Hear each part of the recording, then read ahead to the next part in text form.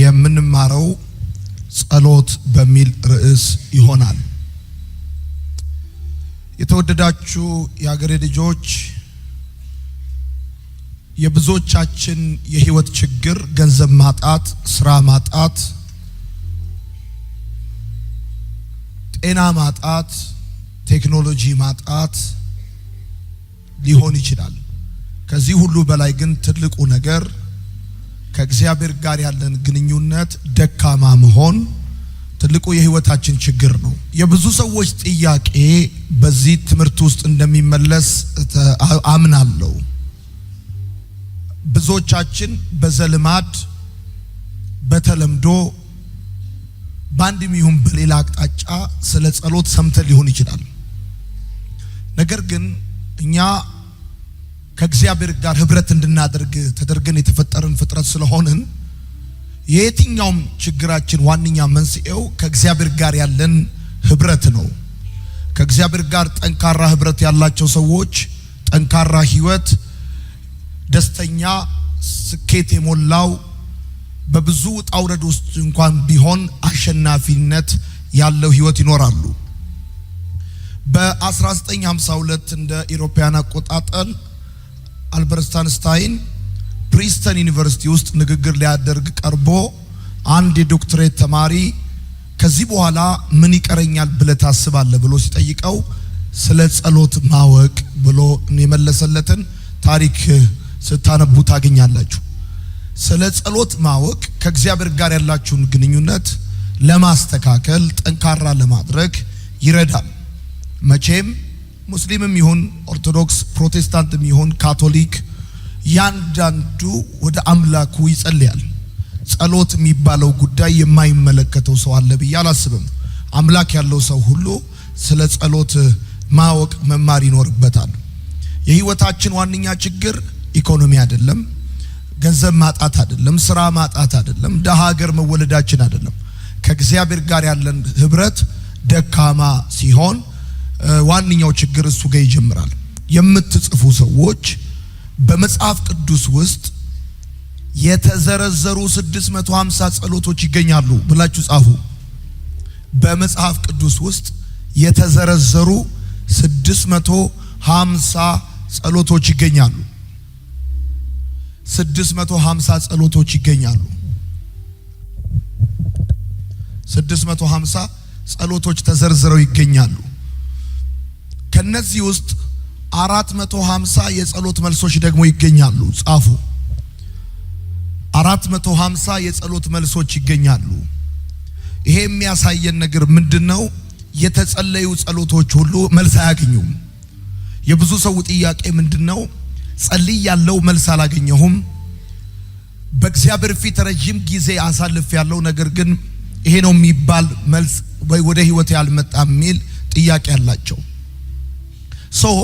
ለምንድነው እግዚአብሔር ጸሎታችንን የማይመልሰው? እግዚአብሔር ይሰማል፣ አዎ፣ ያያል፣ አዎ፣ ይሰራል፣ አዎ። ነገር ግን ስለ ጸሎታችን እርግጠኞች አይደለንም። ኦኬ፣ አንድን ጸሎት የሚለውን ሐሳብ እንደሚያጠና ሰው እንደዚህ ብላችሁ ጻፉ። ለመጀመሪያ ጊዜ ጸሎት የሚለው የተጠቀሰው ዘፍጥረት 4 ነው። ጻፉ። ጸሎት ተጠቅሶ የሚገኘው ዘፍጥረት 4 ነው። ቀጥላችሁ እንዲህ ብላችሁ ጻፉ። ኢየሱስ ክርስቶስ በአገልግሎቱ ጊዜ ከ25 ጊዜ ያላነሰ ጸሎት እንደጸለየ ተመዝግቦ ይገኛል። ሲሪየስ ጸሎቶች፣ ትልልቅ ጸሎቶች፣ የኢየሱስ ክርስቶስ ጸሎቶች ከ25 ጊዜ ያላነሰ ተጠቅሶ እናገኛለን። አሁን አንዳንዶቻችሁ ከገባችሁበት መውጣት፣ ከተያዛችሁበት መፈታት፣ ከወደቃችሁበት መነሳት ከፈለጋችሁ አንድ መለማመድ ያለባችሁ ነገር ቢኖር ጸሎት ነው። ጸሎት በጣም ጠንካራ የሆነ ህይወት እንዲኖራችሁ፣ ስኬታማ እንድትሆኑ የሚያደርጋችሁ ነው። ስለዚህ በደንብ አድርጋችሁ ስሙኝ። መጽሐፍ ቅዱሳችን ውስጥ 650 የተዘረዘሩ ጸሎቶች አሉ።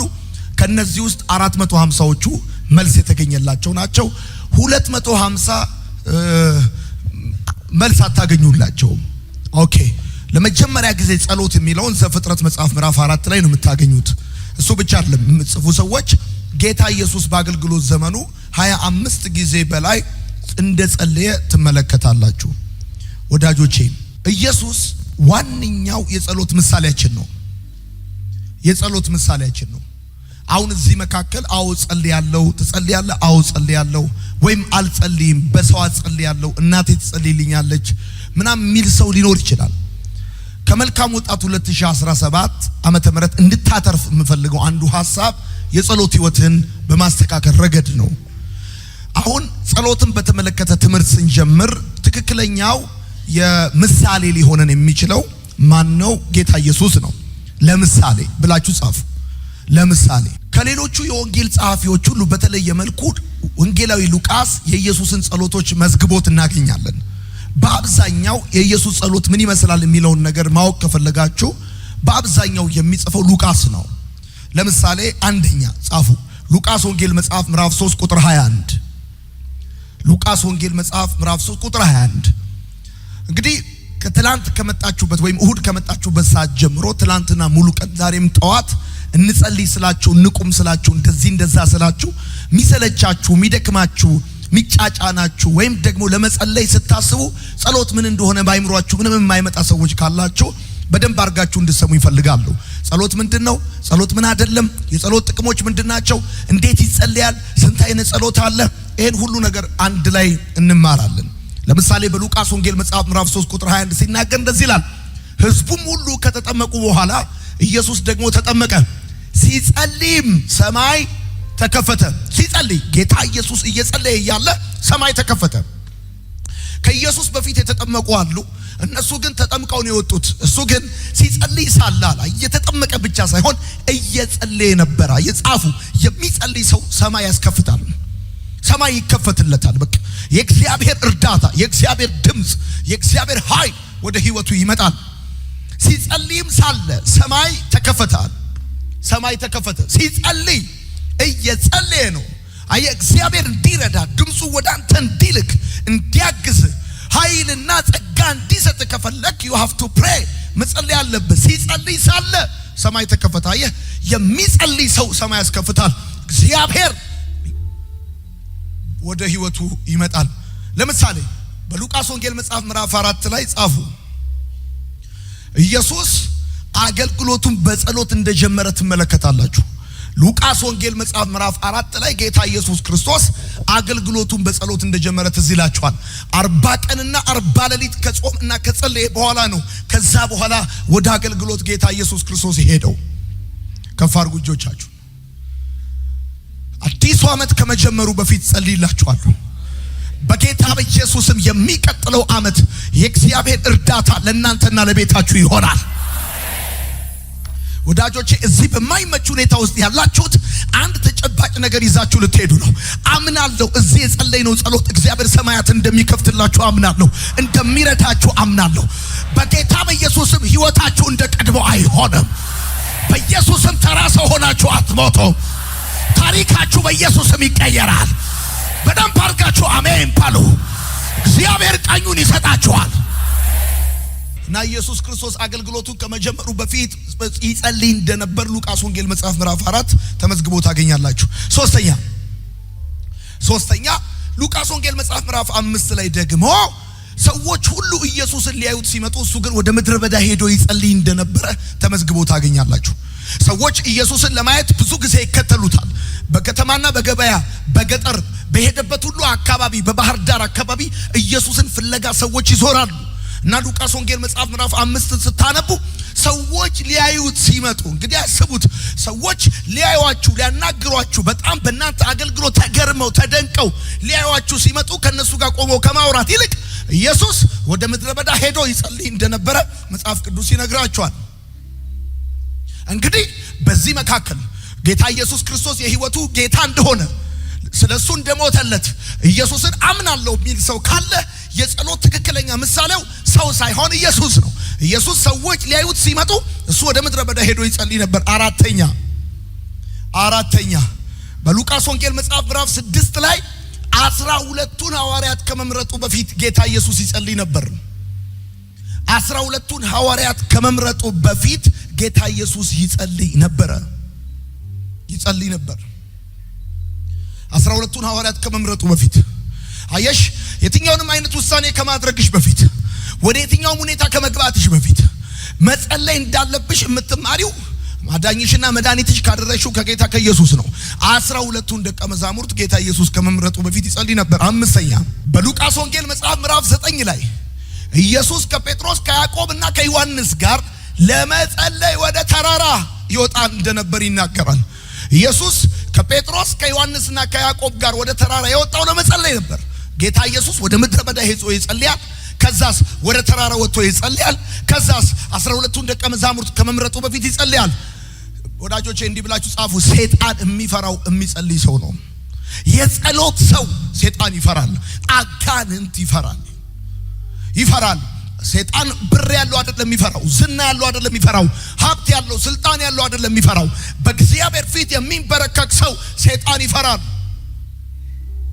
ወዳጄ በዚህ ምድር በዚህ ዘመን በህይወት እስካለ ድረስ ምድር ላይ ሰክሰስፉል ህይወት መኖር ከፈለክ ፕሬየር ጸሎት በጣም ወሳኙ ቁልፍ ጉዳይ እንደሆነ እንድታውቅ ፈልጋለሁ። ለምሳሌ ነው አሁን እያየን ያለ ነው። ጸሎት የሚባለው ጉዳይ በትክክል ትክክለኛ ምሳሌያችን ኢየሱስ ነው ብለናል። በሉቃስ ወንጌል መጽሐፍ ምዕራፍ 18 ላይ ጌታ ኢየሱስ ደቀ መዛሙርት በጸሎት መትጋት እንዳለባቸው ሲያስተምራቸው እንመለከታለን። በጸሎት መትጋት እንዳለባቸው ትጉና ጸልዩ ብሎ ሉቃስ ወንጌል መጽሐፍ ምዕራፍ 18 ላይ ጌታ ኢየሱስ ክርስቶስ እንደነገራቸው መመልከት ይቻላል። እንደነገርኳችሁ ከአራቱ ወንጌላት መካከል ስለ ኢየሱስ ክርስቶስ የጸሎት ህይወት በስፋት የዘገበው ሉቃስ ነው። ኢየሱስ በ3 ዓመት ተኩል ያገልግሎት ቆይታ ውስጥ ከ25 ጊዜ በላይ ወሳኝ ጸሎቶች እንደጸለየ ማየት ይቻላል። ኢየሱስ ሮል ሞዴላችሁ ከሆነ ሐሳብ በክርስቶስ ተጽዕኖ ስር ማድረግ ነው ካልን አእምሮ ማደስ አንዱ የኢየሱስ ክርስቶስ ህይወት ጸሎት ነበረ። ዓለምን፣ ዓለማዊነትን፣ ሰይጣንና ጨለማን፣ ኃጢአትንና ክፋትን ማሸነፍ የሚፈልግ ሰው ካለ ጸሎት ነው ህይወቱ መሆን ያለበት። ያለ ጸሎት ድል ማድረግ አትችልም። ያለ ጸሎት ማሸነፍ አትችልም። ኦኬ። ስለዚህ ሉቃስ ወንጌል መጽሐፍ ምዕራፍ 18 ላይ ጌታ ኢየሱስ ክርስቶስ ደቀ መዛሙርት በርትተው በጽናት በደንብ አድርገው መጸለይ እንዳለባቸው አስተምሯቸዋል። ሰባተኛ በሉቃስ ወንጌል መጽሐፍ ምዕራፍ 22 ላይ ከመያዙና ከመሰቀሉ በፊት ይጸልይ ነበረ። ከመያዙ ወደ ጌተሰማኔ የሚባለው አትክልቱ ቦታ ትዝ ካላችሁ እዛ አካባቢ ጌታ ኢየሱስ ይጸልይ እንደነበረ ትዝ ይላችኋል። እየጸለየ እያለ እንደ ደም ነጠብጣብ ያለ ፈሳሽ ከሰውነቱ ይወጣ ነበር። ሄማቶሃይድራሲስ ይባላል። ሰው ከፍተኛ ጭንቀት ውስጥ ሲገባ የሚገጥመው የጤና እክል ነው እሱ። ኦኬ፣ በደንብ አድርጋችሁ ስሙኝ። የጌታ የኢየሱስ ክርስቶስ ደቀ መዛሙርት እነ ጴጥሮስ እና ያዕቆብ እና ዮሐንስ ጌታ ኢየሱስን ጸሎት አስተምረን ብለውት እንደነበረ መጽሐፍ ቅዱስን ስታነቡ ታገኛላችሁ። እነዚህ ሰዎች በሰንበትም ይሁን በሙክራብ ይጸልዩ የነበሩ ሰዎች እንጂ ከዛ በፊት ጸልየው የማያውቁ አይደሉም። ምክንያቱም አይሁዳውያን ናቸው። አይሁዳውያን ደግሞ የአብርሃም የይስሐቅና የያዕቆብን ጸሎት ይጸልዩ የሚኖሩ ናቸው። እንደዛ እየጸለዩ በቀን 3 ይጸልያሉ። 613 የኦሪትን ሕግ በቃላቸው የሚያጠኑ ናቸው። ግን ኢየሱስ ጋር ሲመጡ እንደዚህ ያሉት ጸሎት አስተምረን ብለው ሲሉት ደቀ መዛሙርቶች ከዛ በፊት ጸልየው የማያውቁ ናቸው ማለት አይደለም። ሲጸልዩ ነው የኖሩት። ግን ኢየሱስ ጋር ያዩት ጸሎት እነሱ ጋር ካለው የተለመደ ጸሎት የተለየ ነው። እሱ ጋር ህይወት ነው። እሱ ጋር ሃይማኖታዊ ስርዓት አይደለም። እሱ ጋር ያለው ጸሎት ዩኒክ ሆኖባቸዋል። በእርግጠኝነት ጴጥሮስንም ያክል አይሁዳዊ ወይም ያዕቆብንና ዮሐንስን እነዚህ ሰዎች በሙክራብም ይሁን በሰንበት ከዚህ በፊት ሲጸልዩ የኖሩ ሰዎች ናቸው። ግን ጌታ ኢየሱስ ክርስቶስን ጸሎት አስተምረን ሲሉት ትመለከታላችሁ። ወዳጆች እንዲህ ብላችሁ ጻፉ። የጥንቷ ቤተክርስቲያን ትጸልይ ነበር። የጥንቷ ቤተክርስቲያን የሐዋርያት ቤተክርስቲያን ትጸልይ ነበር። ሐዋርያት ይጸልዩ ነበር። ሁለተኛ የጥንቷ ቤተክርስቲያን ትጸልይ ነበር። ሐዋርያት ይጸልዩ ነበረ። ተዚህ ላችሁ ከነበረ ሄሮድስ ጴጥሮስን አስሮት ነበረ። በነ ማርቆስ እናት በነ ማርያም ቤት ጸሎት ይደረግ ነበር። ኦኬ፣ እንደዚህ ብላችሁ ጻፉ። መርከብ ያለ ባህር እንደማይሄድ ክርስቲያንም ያለ ጸሎት ሊሄድ አይችልም። መርከብ ያለ ባህር እንደማይሄድ ክርስቲያንም ያለ ጸሎት ሊሄድ አይችልም። ጸሎት መሰረታዊ ጉዳይ ነው። አትጸልይም ማለት ምን ማለት እንደሆነ ቀጥለን እናያለን። ቀጥለን ኦኬ፣ እንደዚህ ብላችሁ ጻፉ። ጸሎት የክርስትናን ስፋትና ጥልቀት የምትለማመድበት ነው። የክርስትናን ስፋትና ጥልቀት የምትለማመድበት ነው ጸሎት። ያለ ጸሎት የሆነ ክርስትና ሸክም ነው የሚሆንብህ፣ ድካም ነው የሚሆንብህ፣ ዝም ብሎ ስርዓት ነው የሚሆንብህ። ነገር ግን የክርስትናን ዴፕስ ጥልቀቱን፣ የክርስትናን ስፋቱን ኤክስፒሪየንስ ማድረግ ከፈለክ ጸሎት መሰረታዊ ጉዳይ ነው። መሰረታዊ ጉዳይ ነው ወዳጆቼ። የምትጽፉ ሰዎች ጸሎት ምን አይደለም ብላችሁ ጻፉ። መጽሐፍ ቅዱሳችን ውስጥ 650 የተመዘገበ ጸሎት አለ። ከዛ ውስጥ 450 የጸሎት መልስ አለ። በመካከል 200 የተጸለየ ጸሎት ሁሉ አይመለስም ማለት ነው። ኦኬ፣ ለመጀመሪያ ጊዜ ዘፍጥረት መጽሐፍ ምዕራፍ 4 ላይ ነው የምናገኘው። ከዛ ሲቀጥል ደግሞ የተነጋገርነው ነገር ምንድነው? ኢየሱስ በአገልግሎት ጊዜው 25 የተመዘገቡ ጸሎቶችን ጸልዩዋል። ሲሪየስ የሆኑ ጸሎቶችን። ኦኬ፣ የጸሎት ትክክለኛ ኤግዛምፕላችን ማን ነው ሲባል ኢየሱስ ነው። ሉቃስ ይሄን በደንብ አድርጎ ዘግቦልናል። ጌታ ኢየሱስ ሲጸልይ ሳለ ሰማይ ተከፍቷል። ሲጸልይ ሳለ ሰማይ ተከፍቷል። ደቀ መዛሙርቱን ከመምረጡ በፊት ይጸልይ ነበር። ከመከራው በፊት ይጸልይ ነበር። ሄሎ፣ ደቀ መዛሙርቱን ራሳቸውን በጸሎት ተግተው እንዲኖሩ ወይም በደንብ በጽናት እንዲጸልዩ እንዳስተማራቸው መጽሐፍ ቅዱሳችን ይነግረናል። ይሄን ሁሉ ነገር ከተነጋገርን በኋላ አሁን እየመጣን ያለነው የቱ ጋ ነው? ጸሎት ምን አይደለም የሚለው ጉዳይ ነው። የምትጽፉ ሰዎች ጸሎት የአደጋ ጊዜ መውጫ አይደለም። የአደጋ ጊዜ መውጫ አይደለም። ጸሎት የአደጋ ጊዜ መውጫ አይደለም። ብዙዎቻችን የምንጸልየው ሲቸግረን፣ ሲጨንቀን፣ ሲከብደን፣ ሲያቅተን፣ ስንያዝ፣ ግራ ሲገባን፣ እንዲሁም ፈተና ሲበዛብን ነው የምንጸልየው። ነገር ግን ጸሎት የአደጋ ጊዜ መውጫ አይደለም። ሲከብደን፣ ሲያቅተን፣ ሲደክመን፣ ሲጨንቀን፣ ሲቸግረን፣ ስናጣ፣ መውጫ ቀዳዳ ሲጠፋብን ኤክስፒሪየንስ የምናደርገው ነገር አይደለም ጸሎት። የብዙዎቻችን ጉዳይ ይሄ ነው። ከተያዝክማ ምን አማራጭ አለ? ምንም አማራጭ የለህም ወዳጄ። መጸለይ ያለብህ ብር ከአካውንት አቅም ከጉልበት ሳያልቅ ነው። መጀመሪያ ነው። በሰላሙ ጊዜ ነው መጸለይ ያለብህ። በደና ጊዜ ነው መጸለይ ያለብህ። ብዙዎቻችን የምንጸልየው ሲቸግረን ነው። የምንጸልየው ሲጨንቀን፣ ግራ ሲገባን ነው፣ ሲያቅተን ነው የምንጸልየው። that's why በክርስትናችሁ ማወቅ ያለባችሁ ልንገራችሁ፣ የተጸለየ ጸሎት ሁሉ መልስ አይሰጠውም። መልስ የሚሰጠው በሰላሙ ጊዜ የተጸለየ ጸሎት ነው። ሄሎ፣ ብር ከአካውንት ሳያልቅ ነው መጸለይ ያለብህ። አልጋ ላይ ሳተኛ፣ በሰው እጅ ሳትወርቅ፣ ግራ ሳይገባ ነው መጸለይ ያለብህ። ትክክለኛው የጸሎት ጊዜ ይሄ ነው እንጂ ጸሎት ማለት ያደጋ ጊዜ ማምለጫ መውጫ መንገድ ማለት አይደለም። ሲቸግር ለምጸልየው። ምክንያቱም አንድ እውነት ልንገርህ፣ ሰው ከእግዚአብሔር ጋር ህብረት እንዲያደርግ ተደርጎ የተፈጠረ ፍጡር ነው። አንበሳ ድምጽ አለው፣ ጉልበት አለው እንጂ ቃል የለውም። ዝሆንም እንደዛው፣ ነብርም እንደዛው። የሰው ልጅ ብቻ ነው ቃል ያለው። ሰው ከእግዚአብሔር ጋር ህብረት እንዲያደርግ ተደርጎ የተፈጠረ ፍጥረት ነው። አሳ ያለ ውሃ እንደማይኖር ሰው ያለ እግዚአብሔር ሊኖር አይችልም። ስለዚህ ጸሎት ማለት የአደጋ ጊዜ መውጫ ማለት አይደለም ወዳጆቼ። ምሳሌ መጽሐፍ ምዕራፍ 1 ከቁጥር 24 እስከ 28 እንደዚህ ይናገራል። በጠራው ጊዜ እምቢ ስላላችሁ፣ እጄን በዘረጋው ጊዜ ማንም ስላላስተዋለ፣ ምክሬን ሁሉ ቸል ስላላችሁ፣ ዘለፋዬንም ስላልፈቀዳችሁ፣ እኔም ስለዚህ በጥፋታችሁ ስቃለሁ። ጥፋታችሁ በመጣ ጊዜ ያላግጥባችኋል። ድንጋጤ እንደ ጎርፍ በደረሰባችሁ ጊዜ፣ ጥፋታችሁም እንዳውሎ ንፋስ በመጣ ጊዜ፣ ጭንቅና መከራ በወረደባችሁ ጊዜ፣ የዚያን ጊዜ ይጠሩኛል፣ እኔ ግን አልመልስም። ተግተው ይሹኛል፣ ነገር ግን አያገኙኝም። አየህ፣ የዛን ጊዜ ድንጋጤ ድንገት እንደ ጎርፍ ሲመጣባቸው ይጠሩኛል፣ እኔ ግን አልመልስም። በሰላሙ ጊዜ እጄን ወደ እነሱ ዘረጋው። በሰላሙ ጊዜ አስተማርኳቸው፣ ገሰስኳቸው። ሊሰሙኝ ፍቃደኛ አይደሉም።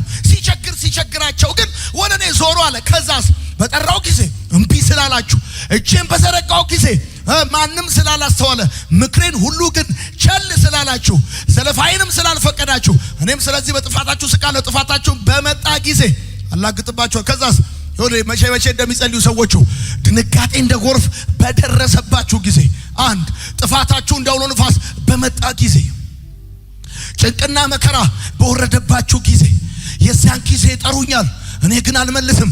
አየህ እግዚአብሔርን ፈልጌዋለሁ፣ እግዚአብሔርን ወደ እግዚአብሔር ጮኬያለሁ ምናምን ልትል ትችላለህ። ግን መቼ? ሲቸግርህ፣ ሲያቅትህ፣ ስትጨነቅ፣ መከራው ስትገባ መቼ ነው የጸለይከው? ሲቸግረው ሲያጣ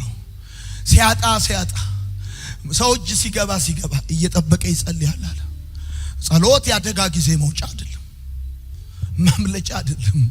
ጸሎት ምን ማለት ነው በኋላ እናያለን። ነገር ግን ጸሎት ምን አይደለም? ያደጋ ጊዜ መውጫ አይደለም። ሁለተኛ ጸሎት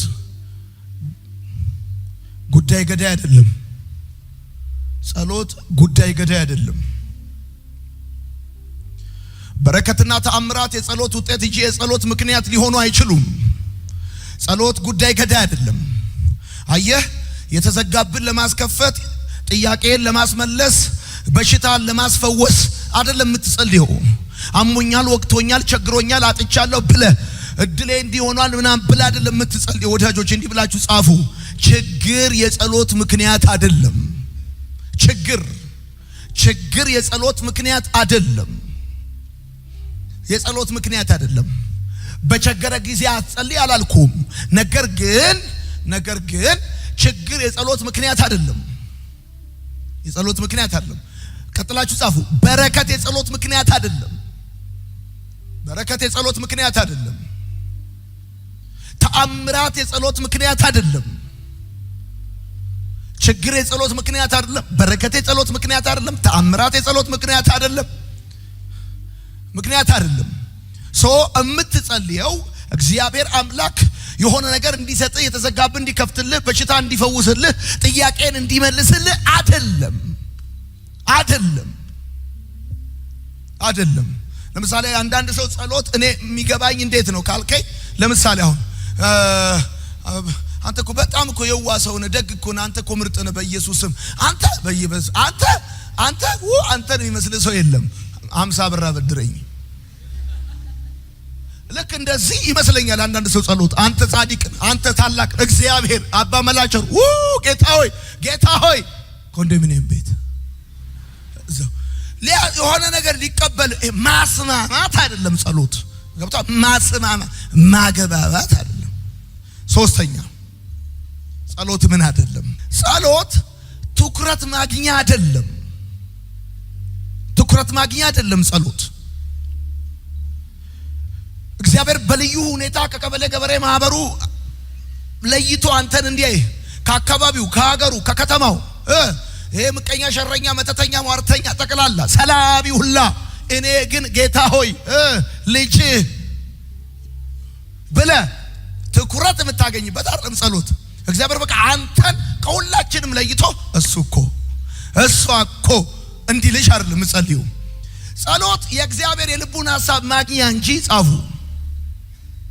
ጸሎት የእግዚአብሔርን የልቡን ሐሳብ ማግኛ እንጂ ትኩረት ማግኛ አይደለም። እና አንዳንድ ሰዎች እግዚአብሔር በልዩ ሁኔታ እንዲያያቸው ብለው ይጮሃሉ፣ ያለቅሳሉ፣ እንከባለላሉ፣ ብዙ ነገር ይላሉ። እንዲህ ማረጋለሁ፣ አስራትም አስገባለሁ፣ ዕጣንም ጧፍም ጃንጥላ ምናምን ማረጋለሁ፣ ብቻ አንተ እኔ ነኝ።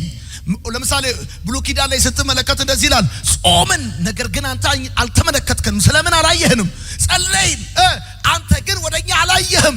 አየህ እግዚአብሔር ደግሞ እንደዚህ እኔ የምፈልገው ጾም እንደዚህ ነው ያል፣ እኔ የምፈልገው ጸሎት እንደዚህ ነው ያል።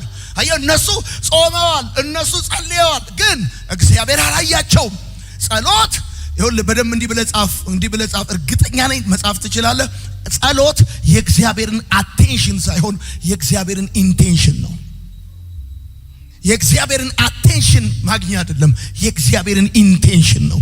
የልቡን ሐሳብ፣ የእግዚአብሔርን ፕሮግራም፣ የሚፈልገውን ጉዳይ የምታገኝበት ነው እንጂ የእግዚአብሔርን አቴንሽን የምትይዝበት ጉዳይ አይደለም።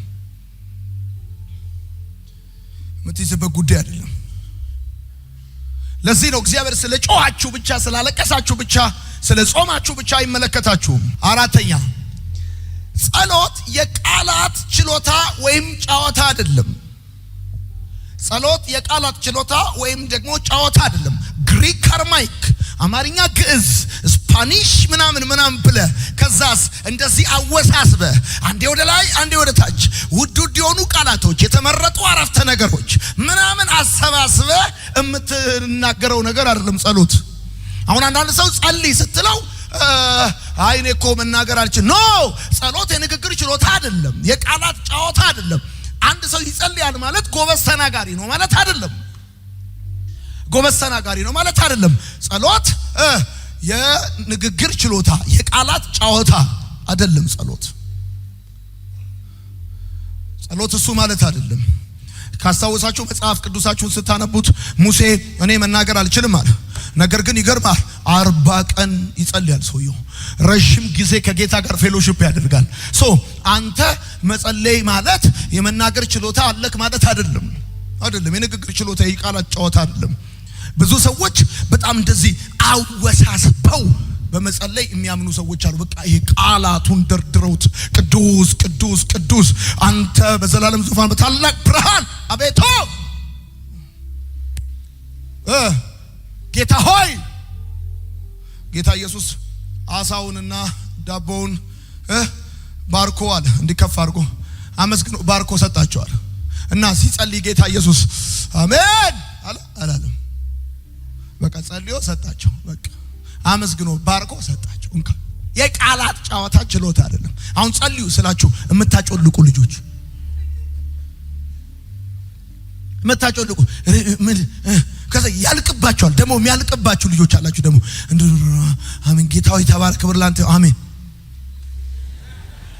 ያልቅባ እንዴ አሁንስ አላበዛውም እንዴ በቃ እንዴ ምንድነው ይናል ኖ ጸሎት የቃላት ችሎታ ወይም ጨዋታ አይደለም።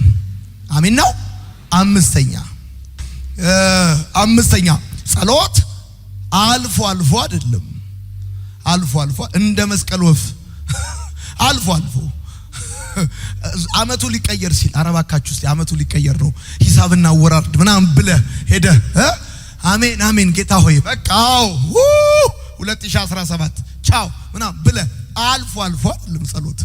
አንዳንዴ አይደለም ጸሎት እንደዛ አይደለም። አንደኛ ቆሮንቶስ መጽሐፍ ምዕራፍ 5 ቁጥር 15 አምስተኛው ላይ መጽሐፍ ምን አለ? ሳታቋርጡ አለ ጸልዩ አለ። ሳታቋርጡ ጸልዩ አለ። 15 ቁጥር 15 ሳታቋርጡ ጸልዩ አለ። እዩኝ ነኝ ቀና እዩኝ ነኝ። ሳታቋርጥ የምታረገው ነገር ምንድነው? መተንፈስ። ጸሎት አልፎ አይደለም፣ ሳታቋርጥ ነው፣ ሁሌ ነው። መጽሐፍ የሚለው እሱ ነው። ሳታቋርጡ ጸልዩ አለ። ትጉና ጸልዩ አለ። ሳታቋርጥ የምታረገው ነገር ምንድነው? መተንፈስ ነው። ዛሬ ለመኖር ትላንት መቼ ነው የተነፈስከው? ትላንት አይደለም። ዛሬ ለመኖር ዛሬ ነው የምትተነፈሰው። አሁን ለመኖር ቅድም አይደለም የተነፈስከው፣ አሁን ነው የምትተነፈሰው። ልክ እንደዚህ ነው በክርስትና ዛሬ ለመኖር ዛሬ ነው እንጂ የምጸልየው ከዛሬ 6 ዓመት 6 ወር 6 ዓመት ምናምን አይደለም። ትላንት በተነፈስከው ዛሬ እንደማትኖረው ትላንት በጸለይከው ዛሬ አትኖርም። አሁን አንዳንዱ እኔ በእናቴ ጸሎት ነው ያለሁት ይላል። የሉም እኮ እናቱ በህይወት። ጥሩ ነው ጸሎት አይሰራም አላልኩም፣ ግን ሳታቋርጥ አለ። ይሄው ቀና ስትጸልይ ምን ይሆናል? ሳታቋርጥ ነው የምትጸልየው እና ስትተነፍ ልክ እንደ ትንፋሽ ነው። በቃ ትተነፍሳለህ እና ስትተነፍስ ምን ይሆናል? አየህ የተቃጠለ አየር ታወጣለህ፣ ንጹህ አየር ታስገባለህ። ስትጸልይም እንደዛ ነው። የተቃጠለ አስተሳሰብ ታወጣለህ፣ ንጹህ አስተሳሰብ ታስገባለህ። የምድሩን ታስወጣለህ፣ የሰማዩን ታስገባለህ። የዛሬን ታስወጣለህ፣ የዘላለም ታስገባለህ። አሜን በል በደንብ ፓርክ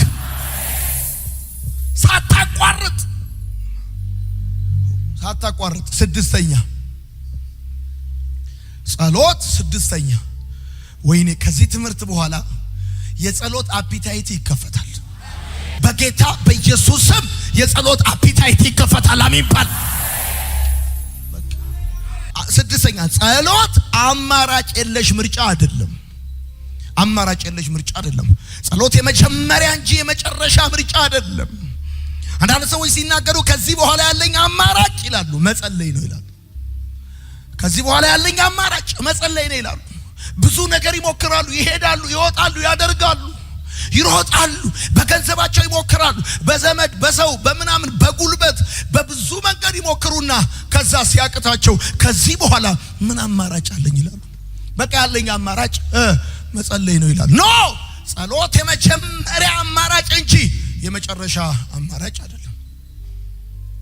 ሲያቅትህ በዘመድ ሄደ፣ በገንዘብ ሄደ፣ በጉልበት ሄደ፣ በብዙ ነገር ሄደ፣ ብዙ ነገር ሞከረ ስታበቃ በቃ ምን ላድርግ ብለህ የምታረገው አይደለም። ሰባተኛ እንደመሰለ መናገር አይደለም። እንደመሰለ ማለት አይደለም። እንደመሰለ በቃ ጸሎት እንደመሰለ እንደመጣልህ መናገር አይደለም። ከቃሉ ጋር በሚስማማ መልኩ መናገር ነው። እንደ እግዚአብሔር ቃል መናገር ነው።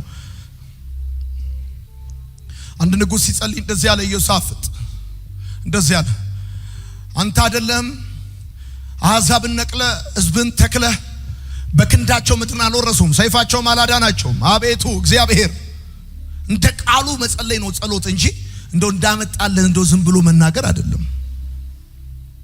በቃ በሁሉም ብል ማለት አይደለም። በሁሉም ብል አይደለም። ጻፍ እንዲህ ብለህ ጸሎት በኢየሱስ ስም ነው።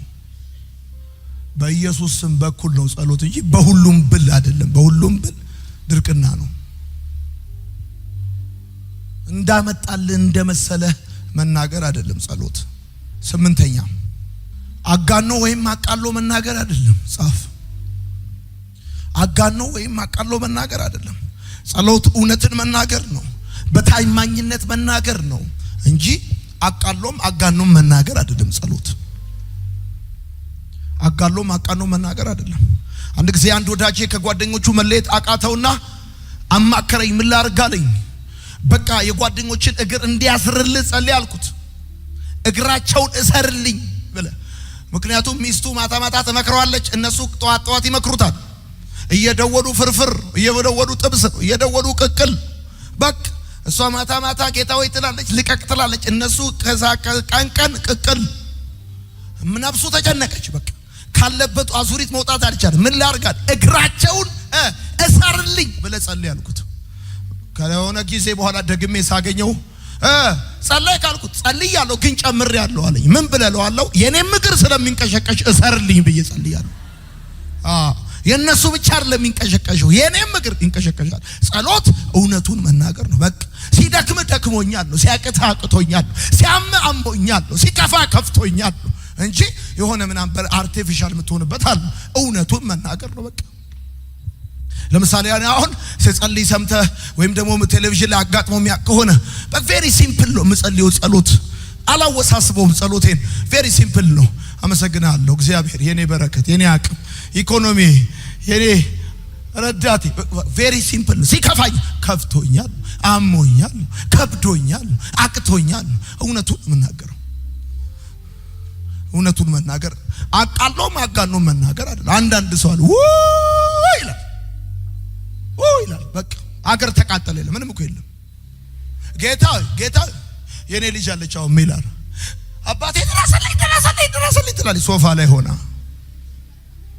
እንደዚህ አይነት ድረስልኝ አይደለም ጸሎት። ሄሎ ይሰማል ማወራው ነገር። በቃ አጋኖም ያወራል፣ አንዳንዱ ደግሞ አቃሎም ያወራል። ዘጠነኛ ጸሎት ስራ ወይም ግዴታ አይደለም። ስራ ወይም ግዴታ አይደለም። ምግብ ለስራ አይደለም። ስራ ወይም ግዴታ አይደለም። የፍቅር ጨዋታ ነው። ከአባት ጋር ማውራት ነው ጸሎት። ፋዘር ማለት ነው ጸሎት። ከአባት ጋር ጨዋታ ነው ጸሎት። ለምሳሌ ጸሎት ስትጸልይ ምን መግቢያ፣ አተታ፣ መደምደሚያ፣ ቦዲ ኢንትሮዳክሽን፣ ኮንክሉዥን ምን አይፈልገውም ጸሎት። በቃ አሁን ወደ ጸሎት ለመግባት ስትል መንደርደሪያ አያስፈልገውም ጸሎት። ከዛ ሀተታ፣ ከዛስ መደምደ አያስፈልገውም። ለምሳሌ አሁን ሌዊ ከኔ ጋር ለማውራትና አንድ ነገር ለማስገዛት ሲያስብ ከኔ ጋር ሲያወራ እንዴት ነው የሚያወራው? አገልጋይ ዮናታን አክሊሉ በማርሴል ቴሌቪዥን እና በመልካም ወጣት አገልግሎት እንዲሁም በአዲስ ኪዳን ካህናት ቤተክርስቲያን የምታገለግለው አባቴ ሆይ ቢላይ አፉን በትራስ በኢየሱስ ማን በትራስ ጌታ ምስክሬ። አዎ የኔ ልጅ ከኔ ጋር ሲያወራ ስትሬት ፎርዋርድ ነው እንጂ የሚያወራው በቃ ከዛ መንደርደሪያ ክቡርነቶ በዚህ ገብቶ በዛ ወጥቶ ምናምን የለ። ፋዘር ቱሰን ነው ጉዳዩ። ጸሎት ከአባት ጋር ከሚወድ ጋር ከሞተልህ ጋር እዚህ በደንብ አድርገህ አሜን በል። አይ የተነገረ ጸሎት አለ። አሁን ግን ምነግርህ ሌላ ጸሎት ነው። አሁን ምነግርህ ህይወት ያለበት ጸሎት ነው ከአባት። ለዚህ ነው ስራ ግዴታ መሽመድመድ እንደዚህ ምናምን መፍዘዝ መደንዘዝ ምናምን ያለ መሰልቸት ያለ የሆነ ከአንድ የሆነ ኢታማዦር ሹም ሜጀር ጀነራል ጋር ማውራት አይደለም። እንደዚህ ምናምን ብለህ ምናምን የሆነ ተበርክ አይደለም። ሄሎ ከፋዘር ጋር ነው ኤኒ ታይም ዳት መግቢያ የለውም እኮ። አንዳንድ ጊዜ ልጄ ከኔ ጋር ሲያወራ እኮ መግቢያ የለውም። የቱ ጋር እንዳቆምክ አይታወቅም፣ እንዴት እንደምትቀጥል አይታወቅም። ግን አባትና አይላይንት ደግሞ ልንገርህ አንድ እውነት እነግርሃለሁ። ለምሳሌ ልጅ ሆኖ ሲያወራ እንደዚህ ስጋ ማለት አይችልም፣ ጉዙ ነው የሚለው ስጋ ለማለት። እኔ አባቱ አስተካክዬ እሰማዋለሁ። አንተ በምንም ቋንቋ ጸልይ አስተካክሎ ይሰማል። አስተካክሎ ሰው አንሻፎ ይሰማል፣ አባት ግን አቃንቶ ይሰማል። እንደዚህ ሊል ፈልጎ ነው፣ እንደዛ ሊል ፈልጎ ነው። ይገባዋል፣ ቋንቋው ገብቷል። ቮካብለሪ ያጥራል አያጥርህም፣ ግራመሩ ይገባል አይገባም፣ አስተካክሎ ይሰማል። አሜን በል። በደንብ አድርጋ ጨብጨባ ከገባ እኔ ጌታ ፋዘር ትላል። የስ ይላል ጌታ። የትኛው ሁኔታ ውስጥ ከዚህ ለምሳሌ ከጅማ የመጣ ከአዲስ አበባ የመጣ ወደ ሀገር ስትመለስ 270 ኪሎ ሜትር በጠቅላላ እንትና ስጋ ቤት እንትና ጠጅ ቤት ሸምሱ ጫት ቤት እያልክ ማስታወቂያ ያነበብክ አይደለም መሄድ ያለብህ። መኪና ውስጥ ሆነ ትጸልያለህ። ፋዘር አመሰግናለሁ እወድሃለሁ። ኤኒታይም ሄይ ይሰማል ወይ? Anytime, anywhere, you can pray. Yes, ነው የሚል በቃ yes ይላል ጌታ። ብራዘር አስራት ሰጥተሃል መባ ሰጥተሃል አልሰጠህም እና ሂሳብ አይሰራም። ብራዘር ትዝ ይልሃል ወይ ያ የተሰቀለው ሌባ ያ የተሰቀለው ወንበዴ የቱ ጋር እንደጸለየ እንኳን አይደለም መሬት ላይ መስቀል ላይ ሆነ ጌታዬ ሆይ አስበኝ ስትለው ዛሬ ይላል ከኔ ጋር ይላል በገነት። ዓለም ተስማምቶ የሰቀለ ወንበዴ ብትሆን አንተ ግን ጌታ ሆይ ካልከው የዛን ጊዜ ልጄ ሆይ ይልሃል። ይወዳል። ጸሎት ኤኒ ታይም you can pray። በጣም የሚገርም ነገር ልንገርህ። እኔ ካንተ የተሻለ አልሰማም። አጨብጭብ አልሰማኝም ያልኩን እኔ ካንተ የተሻለ አልሰማም። ይገርምሃል። የኔ የጸሎት የመሰማት ደረጃ ካንተ የመሰማት ደረጃ አይበልጥም አያንስም። ይገርምሃል። በልዩ ሁኔታ የሚሰሙ ሰዎች የሉም፣ አጥብቀው የሚጸልዩ ሰዎች እንጂ፣ በደንብ የሚጸልዩ ሰዎች እንጂ። የፓስተሩም የጳጳሱም የዶክተሩም የተራውም ሰው የመሰማት ደረጃ እኩል ነው። እሱም ኢየሱስ ይባላል። በቃ እና አንዳንድ ጊዜ እናንተ የምትሰሙ አይመስላችሁም እንደ ሌላ ሰው በጣም እንዴ እሱ እኮ ምን አይደለም። በልዩ ሁኔታ የሚሰማ ሰው የለም፣ ግን በልዩ ሁኔታ ራሱን ለጌታ ሰጥቶ የሚጸልይ ሰው ነው ያለው። አልፎ ሎኮፈ ስተው እሱ ግን በደንብ ወጥሮ ይጸልያል።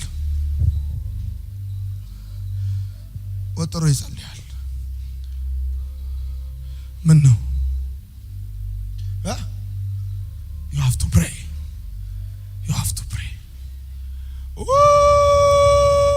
አለች አምቡላንስ። ስትጸልይ ተአምራት ነው የሚሆነው። ሰማይ ነው የሚከፈተው፣ ይወርዳል እግዚአብሔር ስልህ ይመጣል፣ ታሪክን የሚቀየረው። ወይኔ ኢየሱስም ሲጸልይ ሳላል እየተጠመቀ ሰማይ ተከፈታል። አንተ እንደዚህ ብለህ እኛን በርከክ ብለህ አባ ስትለው ጸጥ አይልም። ይገርማል። ኔትወርክ ቢዚ አይል፣ አሁን እንግዳ አለብኝ አይል፣ ከትልልቅ ሰው ጋር ነኝ አይል። አንዳንድ ሰው እኮ እንደዛ ነው ታውቃለህ። ከባለ ስልጣን ጋር በኋላ ተመልሰና አይልም። ማንም ሆን በጸለይክ ጊዜ ይሰማል። በቃ yes ልጄ ሆይ ይላል። ቢዚ አረግ አልኮል ይላተር ምናምን አረግ በቃ ኤኒታይም ፋዘርስ yes ከመሃል እኮ ነው። ዝም ብለህ ምናምን መንገድ ሃይ ሰላም ናችሁ ደህና ናችሁ ሰላም ምናምን እየጸለይ ጌታ ሆይ አመሰግናለሁ ክብር ላንተ ነው እያልክ እየሄድክ መሃል ላይ ሰው ሰላም ፒዝና ደህና ና ከዛ ትቀጥላለህ። በመሃል ሰው ሰላም ይላል አይልህም። እሷ ገብቷታል። ዝም ብለህ ይሄድከው እንደዚህ ዝም ብለህ ይሄድክ ጌታው ያመሰግናሉ ክብር ላንተ ይሁን አንተ ታላቅ ነህ እያልክ የሆነ ሰው ሰላም ሲል ሃይ ሰላም ነው እና ጌታው ምናምን ስል አንተ እኔን ያናገርክ በመሃል አቋርጠህ ሰው ሰላም ትላለህ አይልህም። ይገርማል። ኢየሱስ እየሰማው ነው ቀጥል ነው የሚልህ። እየሰማው ነው ቀጥል ይልሃል። ይሰማል። አንተ በደንብ አርጋሚ ይባል። ከአባት ጋር ጨዋታ ወይኔ ወይ ሄሎ ሰው ክፉ ሆኖ ሳለ ለወለደው ልጁ እንደዛ ዝቅ ይላል። አንተ ብቻ አባበል አባቴ ብለህ ስትጸልይ ኢየስ አሚን ነው። እንደዚህ ትላለህ። በቃ በርከክ ትልና አረ እንደ ጌታ ሆይ አሁን እኔ እንደጸልይ ተንበረከክ። ከዛ ሰማይ መስኮት ይከፈታል። ይገርማል። የሌለን እንዳለ አርኮ በሚጠራ ለሞታን ሕይወትን በሚሰጥ ባመነበት በአምላክ ፊት አብርሃም የብዙዎች አባት ሆነ ተብሎ እንደተጻፈ ትጸልያለህ። እግዚአብሔር የሰማይ መስኮት ይከፍታል። ምንም ነገር ኪስ ላይ በጀት የለም እኮ ፌስ ግን ፋዘር ትለዋል። ኢየስ የሌለን እንዳለ አርከ ተጠራለህ ትለዋል። ኢየስ ይላል። በቃ አዎ ይላል። ለሞታን ሕይወትን ትሰጣለህ። ኢየስ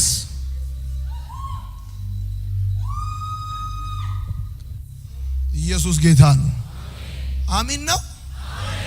አሁን አንዳንዶቻችሁ ጸልዩ ምናምን ስላችሁ ቆይ እንደዚህ ምናምን እንደዚህ ብለ ተነሱ ስራ እንደዚህ ደግሞ አሁን ልንጸልይ ነው ብለ ከፋዘር ጋር እኮ ነው የምናወራው። ሄሎ የልባችንን ከሚያውቅ ጋር እኮ ነው። አስተካክሎ ከሚሰማን ጋር እኮ ነው። አየ ጀርባ ከማይሰጠን ጋር እኮ ነው። አንተ ሰው እኮ ፊት አይቶ ያደላል። አየ ሰው ያለው የሌለው ይላል። የኔ ጌታ ግን 17 አልሰጠ። አሁን ከትላንት ወዲያ አንተ የፈለክበት ለምን አትሆንም? ሄይ ይገርማል። ሰው ወድቆ የማይቀረው ለዚህ ነው። የወደቀበት ቦታ ሆኖ አብ እግዚአብሔር ካለ ይመጣል። ጌታ ይመጣል። እሺ 10ኛ ጸሎት በጉልበት መንበርከክ ብቻ አይደለም፣ በልብ መንበርከክ እንጂ። ጸሎት በጉልበት መንበርከክ አይደለም። እኛ ለምንድነው የምንጨፍነው? ቆንጤዎች የምንጨፍነው ምንም ሌላ የሚበተንም ዱቄት ምንም ነገር ስላለ አይደለም። ሲፎግሩ ነው እንደዛ ቢሉ። እኛ የምንጨፍነው አቴንሽን ለመሰብሰብ ነው። ሸቃባ መንፈስ እንዳይረብሸን ነው። በቃ ስንጸልይ ሰብሰብ አድርገን አሁን ይሄው ቀና ስንጸልይ አይናችን ይጨፍናል፣ አንገታችን ዝቅ እናደርጋለን፣ ፎከስ እናደርጋለን እንጂ በቃ ሸቃባ መንፈስ አንይ በቃ ሚያዛጋ ሚዘጋ ምናምን ፎከስ ፋዘር ቴንክ ዩ እንጨፍናለን። ምንም ሌላ ፊዚክስ የለውም። አይንን ጨፍና አይናቸው ጨፍና በዚህ ጉዳይ እንኳን የኢትዮጵያን ሕዝብ ያሞኛሉ። አይን ጨፍና ይጸልያሉ ምናምን yes አይን ጨፍና ምንጸልያው ፎከስ አቴንሽን ለመስጠት እንደ ኢትዮጵያ እኮ ይገርማል እኮ አይናችን ይጨፍና እንጸልያለንና ጸሎት በጉልበት መንበርከክ ብቻ ሳይሆን በልብ መንበርከክ ነው። በልብ መንበርከክ ነው። ይኸው እንደዚህ መንበርከክ ብቻ አይደለም፣ በልብ መንበርከክ ነው። አንድ ልጅ ነበር በጣም እየተንቀሸቀሸ እናትየው አስቸገራት በጣም ብድግ አረቀችና ቁጭ አረቀችው ወንበር ላይ ቁጭ በል ትንሽ ቆየና እሜ ያለ ምንድነው ስትለው በልቤ ግን ቆም ያለው እሺ አላት። አንዳንዱ ልጅ አሁን እዚህ የለም እኮ በልቡ ቆሟል፣ ቀጥ ብሎ ሄዷል እቤት ነው ያለው። በልቡ እዚህ በእግሩ ነው ቁጭ ያለው፣ እንደዚህ ነው ቁጭ ያለው እንጂ በልቡ ሄዷል። በልቤ ግን አለ ሄጃለሁ እሺ አለ። በልቤ ቆም ያለው እሺ አላት። የጸሎት በጉልበት መንበርከክ አይደለም፣ በልብ መንበርከክ ነው። ጻፍ 11ኛ ጸሎት 11ኛ ነፃ የስልክ መስመር አይደለም። ነፃ የስልክ 994 886 ምናምን ነፃ የስልክ መስመር አይደለም። እንደው ብድግ ይያልክ ምድም አይደለም። አንተና አባትህ እንድትነጋገሩ አየ ኢየሱስ ዋጋ ከፍሏል። በካከለ ላይ ያለ እንትን ዋጋ ተከፍሎበታል። በነገራችን ላይ ይሁንኝኔን መድኃኒት በርካሽ የምትገዙት መድኃኒቱ ርካሽ ስለሆነ አይደለም፣ ሌላ ዋጋ ስለከፈለበት ሌላ ከፍሎበት ነው። እሺ 12ኛ ጸሎት አይንን መጨፈን ብቻ ሳይሆን ልብን መክፈት ነው። አንዳንድ ሰው አለ አይኑንም ልቡንም የሚዘጋ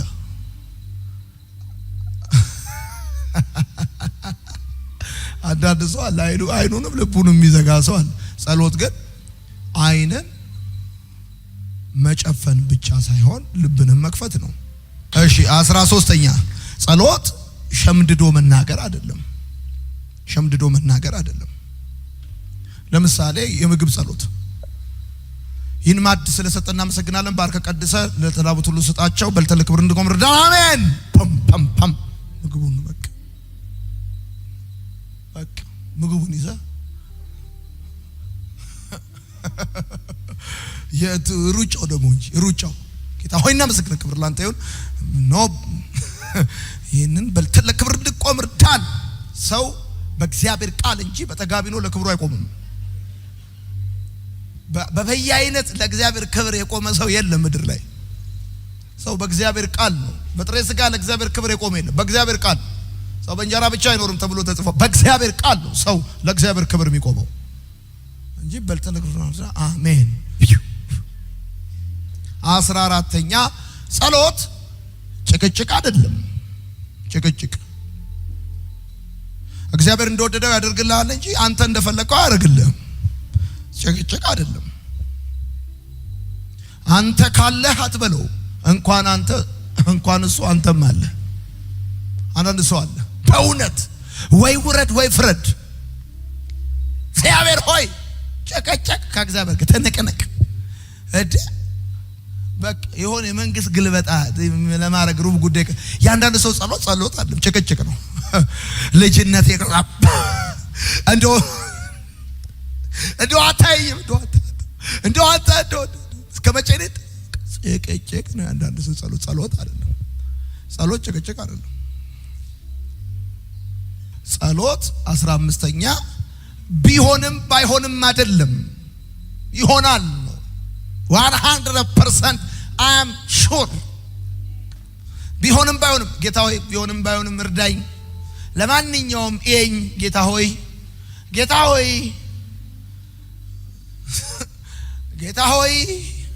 ብለ ቢሆንም ባይሆንም ሊረዳኝም አይረዳኝም ይችላል። ይሄን ስም ሲሰማ አጋንንት ይንቀጠቀጣል፣ ሲኦል ይሰነጠቃል፣ አየህ መቃብር ይደፈናል። በቃ ይሄ ስም ኃያል ስም። አሁን ብዙዎቻችሁ አጋንንት ማስወጣት የምትፈሩ ሰዎች ቢሆንም ባይሆንም ትላላችሁ። ቢወጣስ ባይወጣ ይታዘቡኛል እዚህ ያሉ ሰዎች። ያንተ ስም አይወጣውም። እስቲ ዝም ብለህ በጂሚ ስም በለው እስቲ፣ በጃክሰን ስም በለው እስቲ አይወጣም። ባይለ ስላሴ ስም ብትል አይወጣም። አጋንንት ይገርማል። በፈለከው ስም አወጣ። በኢየሱስ ስም ብቻ ከስም ሁሉ በላይ ስም ያለው የኔ ጌታ ነው። ምን ልፈልግ ነው? ጸሎት ቢሆንም ባይሆንም አይደለም። በቃ ቢሆንም ባይሆንም ፋዘር የብዙ ጸሎት እንደዛ ሎክፎ ነው የሚያቆመው። ኳኳ ያረግና አንዴ እግዚአብሔር ሆይ ይልና እልም አንዴ ብቻ አንዴ ሎክፎ ጌታ ሆይ ያደራል እልም ደግሞ አይጸልይም። በቃ መጽሐፍ እንደዚህ ያለ ሳታክቷል ጸልዩዋል። አይ ደጋግማል። አሁን ደጋግመ በዛ ጉዳይ አሁንም ነው የምጸልየው እንጂ ሞክረ መቶ አይደለም ጸሎት። ኦኬ ጸሎት ይሄ ሁሉ ካልሆነ ጸሎት ታዲያ ምንድነው? ጻፉ። ጸሎት ታዲያ ምንድነው? ጸሎት ከእግዚአብሔር ጋር የመነጋገር እድል ነው። ጸሎት ንግግር ከሆነ ዋን ዌይ አይደለም ቱ ዌይ ነው። ጸሎት ቱ ዌይ ነው እንጂ ዋን ዌይ አይደለም። እኔም አወራለሁ እሱም ያወራል ማለት አሁን ንግግር ከሆነ እኔም አወራለሁ እሱም ያወራል። ጸሎት ዋን ዌይ አይደለም ቱ ዌይ ነው። ዋን ዌይ ማለት እንደዚህ ደህና ነህ እንደምን ነህ ሰላም ነህ ቤተሰብ ደህና ናቸው ብለህ ትሄዳለህ አትሄድም። ይሄ ጸሎት ይሄ ንግግር ሳይሆን ነገር ፍለጋ ነው። አልገባህም ያልኩት። ደህና ነህ እንደምን ነህ ቤተሰብ ሰላም ነው እኔ እላለሁ እሱ ይላል ይመልስ አንተ ደህና ነህ ይለኛል። ይሄ ንግግር ይባላል። ግን ያዘንን ደህና ነህ እንደምን ነህ ሰላም ነህ ስራ ጥሩ ነው አንተ ደህና ነህ ብለህ ከሄድክ ይሄ ሰውዬ አሟል እንዴ ነው ንግግር የሚሆነው ቱ ዌይ ሲሆን ነው። አንዳንድ ሰው እንደዚህ ነው የሚጸልየው ጌታ ሆይ ክብር ላንተ ይሁን አንተ ታላቅ ነህ አሜን ይወጥ ቀጥ ብላ የገባው ሰው ካለ ያንዳንድ ሰው ጸሎት እንደዛ ነው። ጌታ ሆይ ክብር ቻው ይሁን ይንበረከክና እግዚአብሔር አንተ ታላቅ ነህ ስም ይባረክ ምቀየው ወጋጋን ወጋው ጌታ ሆይ ደግሞ እንደዚህ ሆኖ ከዛ እንደዚህ ሆኖ አሜን። ቆይ እንጂ አንተ በጸሎት አውርታል፣ እሱ ደግሞ በቃሉ ያወራል። አንተ በጸሎት አውርታል፣ አንቺ በጸሎት አውርተሻል፣ እሱ ደግሞ በቃሉ ያወራል። ሄሎ ቱዌ ነው ጸሎት፣ ዋን ዌይ አይደለም። ያንዳንድ ሰው ጸሎት አይደለም፣ ነገር ፍለጋ ነው። ነገር ፍለጋ ነው። እሺ ጸሎት ከእግዚአብሔር ጋር የመነጋገር ከሚስት ጋር በአንድ ቤት እየኖርክ አንነጋገርም ካልክ ጥሩ ህይወት ውስጥ እንዳልሆንክ ማሳያ። ካልተነጋገራችሁ ጥሩ ህይወት ውስጥ እንዳልሆንክ ማሳያ ነው። ክርስቲያን ነኝ ግን ከእግዚአብሔር ጋር አንነጋገርም ትላለህ። ተዘጋግተናል እኮ እኛና እግዚአብሔር፣ ብዙዎቻችን እኛና እግዚአብሔር ተዘጋግተናል። ክርስቲያን ነን ግን ተዘጋግተናል። እንዲሁ ብቻ ምግብ ስንፈልግ ብቻ ልክ እንደ ይሄ ትንሿ እህት የለም ምሳምጫች እንደሚል ጎረምሳ ምግብ ብቻ ስንፈልግ ክብር ላንተ ሆነ ወፈር ባለ ድምጽ ክብር ላንተ ሆነ እንደማለት ነው። እንደዚህ አልፎ እየገባ የምትቀመጥ ሰው ሁላ። እሺ እኔ በበኩሌ ሰማኝ እኔ በበኩሌ ሳይነቅፍ በልግስና የሚሰጥ ጌታ ማቀው አንድ ብቻ ነው። ሳይነቅፍ ነው የሚሰጠው። ከእግዚአብሔር ጋር ብታወራ ይሻላል። ሰው 50 ብር ሊሰጠ 5000 ብር ያወራል። ሰው 5000 ብር ሊሰጠ 500 ሺህ ብር ነው የሚያወራው። የ600 ሺህ ብር ያወራል። በቃ የ6 የ700 የ900 ሺህ ብር ያወራል። ሁለተኛ ጸሎት እምነት ነው። ጸሎት ምንድነው? እምነት ነው። አትጸልይ ማለት አታምንም ማለት ነው። ደግሞ ይገርማል። ለማትችለው ነገር ብቻ ሳይሆን ለምትችለውም ነገር ነው ጸሎት። ጻፉ። ጸሎት እምነት ነው። ለማትችለው ነገር ብቻ አይደለም፣ ለምትችለውም ነገር ነው ጸሎት። ለምትችለው ማድረግ እምነት ነው ጸሎት። ትጸልያለህ ማለት ታምናለህ ማለት ነው። ፋዘር ትላለህ፣ ኢየስ አመሰግናለሁ፣ አንተ የኔ ኢኮኖሚ ነህ።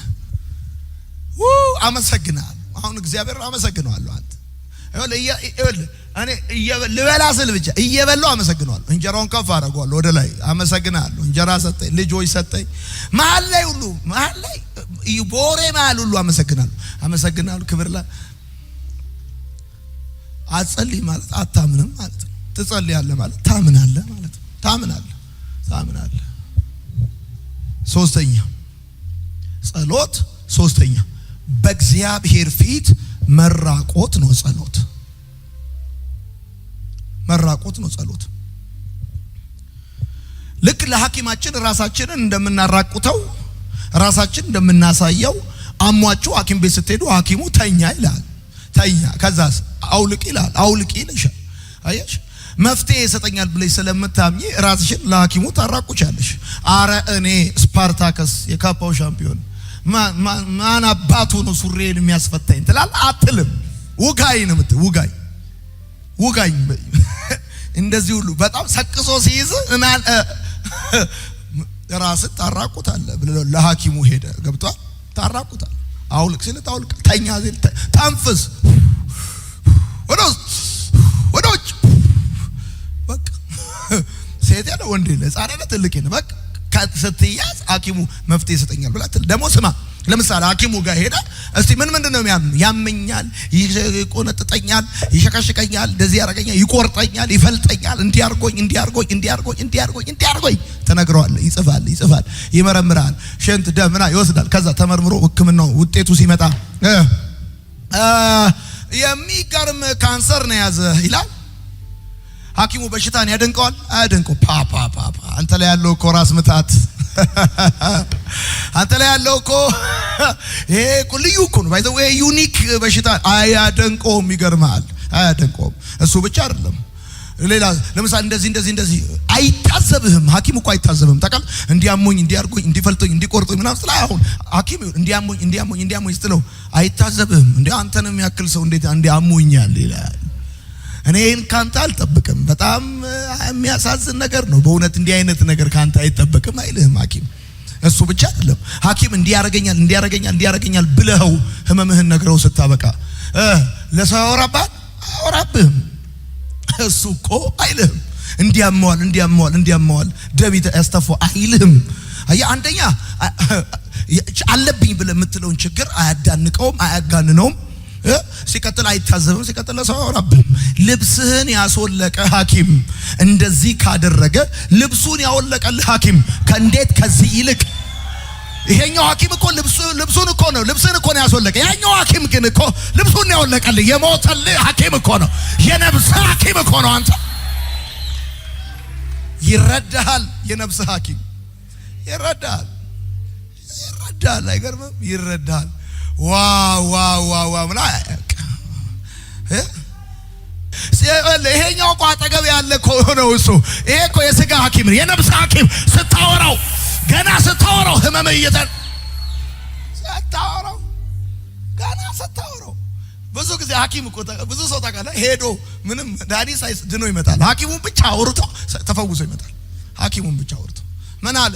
አይ ምንም ብዙ አይደለም ይሻላል ነው ብሎኛል። ቆለጭ ሐኪም ቤት ደርሰው መጥተው በቆለጭ ድኖ ቁጭ ገና እኮ መድኃኒት አልወሰደም። ልክ እንደዚህ ነው ሰው የሥጋውን ሐኪም እንኳን አውርቶ የነፍስህን ሐኪም ደግሞ ስታወራው ትበርከክትልና ፋዘር ትለዋል። ልብ ተሰብሯል፣ ተጎድተሃል፣ ብዙ ሐዘን አለብህ፣ ሸክም አለብህ። ተንበርክከህ እኮ ነው የኔ ጌታ ደክሞኛል፣ ከፍቶኛል እያልክ እያወራሁ እያለ የዛው ጋር የደስታ መንፈስ፣ የሰላም መንፈስ አንተ በደንብ አድርገህ አሜን በል። ከተንበረከክበት ስትነሳ ቅልል ብሎ በቃ አዲስ ሆነ። ቀና ብለህ ችግር እንደተመለሰልህ፣ ጥያቄ እንደተመለሰ፣ ጉድለቱ እንደሞላ፣ ነገሩ እንደተስተካከለ እዚህ ቤት ጴንጤ የለም ወይ? አሜን በል አንተ። እንደዛ ነው የሚሆነው። ጸሎት እንደዛ ነው። አራተኛ ጸሎት የሰማይን ፍቃድ በምድር ነው። አባታችን ሆይ በሰማያት ስምህ መንግስትህ ፍቃድህ እንዲሁ በምድር ቤት እንደሆነች የቱን በምድር ትሁን ማለት እዚህ ቀበሌ ትሁን ማለት አይደለም። በእኔ ህይወት ትሁን ማለት በእኔ ህይወት አየው። ጸሎት የሰማይ ፍቃድ በምድር ነው። አምስተኛ ጸሎት ነገ ዛሬ ነው። ስማ የኔን ሁሌ ከዜና ሁሌ ከዓለም ነዋሴ ሁሌ ከኢቢሲ ሁሌ ከቢቢሲ እየሰማ ትችለዋለህ ወይ? በርከክ ካልክ ነገ ሊሆን ያለውን እግዚአብሔር ዛሬ ይነግራል።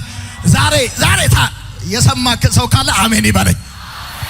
ይነግራል ነገ ሊሆን ያለውን ለሚጸልዩ ሰዎች እግዚአብሔር አስቀድሞ ነገ ሊሆን የሚቀጥለው ዓመት ሊሆን ያለውን ከዛ ሊሆን ያለውን ይነግራል። ገና ከቤት ልትወጣ ስትል ጠዋት ጸልየ ልትወጣ ስትል ነው ግባ ወደ ቤት ይልሃል። አሁን በዚህ በኩል ልትሄድ ስትል ነው በዚህ በኩል ሂድ ይልሃል። ከዛ ጠላት የሆነ ቀስ ሊወረወር ሲል አንተ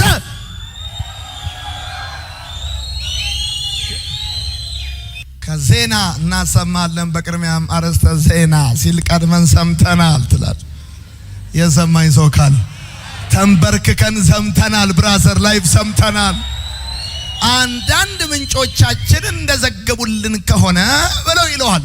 አንተ እንደ ትላንትና እንደ ከዛ በፊት በርከክ ብለህ እግዚአብሔር ይነግራል፣ ያወራል። ሄሎ ከባሬ ከአብርሃም ደብቀው ነገር አለ እግዚአብሔር ደብቀው ነገር የለም። ኤልሳ ትዝ ይላል። ንጉሱ ጠየቀ እኮ ኤልሳ የሚባል ማን አለ? ቆይ እግዚአብሔር አስቀድሞ አየ እዛ የሚደረገውን እዚህ ይነግረዋል። በቃ እግዚአብሔር ይነግራል። እሱ እንድታቅ ፈልጋለሁ። ስድስተኛ ጎንበስ፣ ስድስተኛ ጸሎት በእግዚአብሔር ላይ ሙሉ በሙሉ መደገፍ ነው።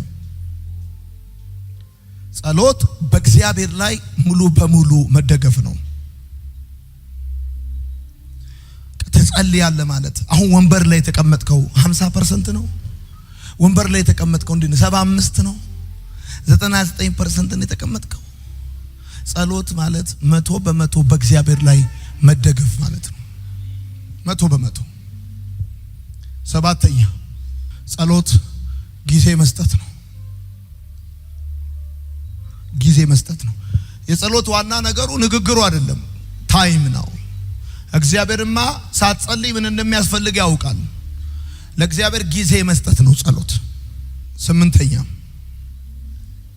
ስምንተኛ ጸሎት መሳሪያ ነው። በዚህ በኩል ተኩሰ በዛ በኩል የሚመታ መሳሪያ ነው። የለም ዓለም ላይ እንደዚህ የለም።